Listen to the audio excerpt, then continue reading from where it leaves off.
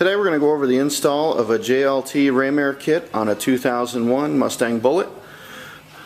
These new next generation kits are available in the black textured plastic or in your car's exact body color. Let's get started. Okay, first thing we got to do is we got to get the stock airbox off the car. There's a bolt right here that holds the airbox to the car. You've got a mass airflow sensor here, squeeze and pull. You've got an inlet air temperature sensor here, squeeze and pull.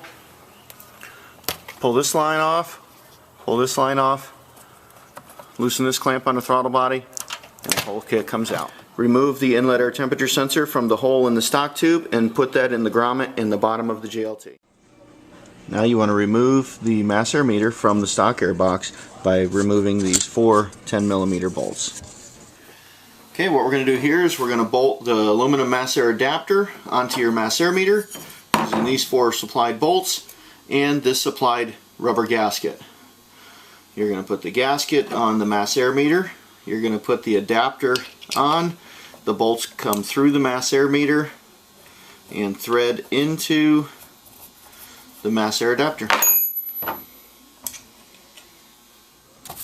Those with 80mm mass air meters, you're going to take the supplied silicone spacer, install this onto this side of your mass air meter, and that's it. Okay, we've got the filter on the mass air adapter, on the mass air meter, the reducer, the tube, and the coupler. Now we're going to set this on. We've got the inlet air temperature sensor in the grommet in the bottom of the tube. We're going to set the filter in behind the headlight. On the way down, we're going to go ahead and plug in the inlet air temperature sensor and slide this onto the throttle body. Go ahead and hook up your PCV lines and plug in your mass air. Alright, now we're going to set the heat shield in. Go ahead and slide that down. The heat shield's going to sit right in front of this mass air sensor.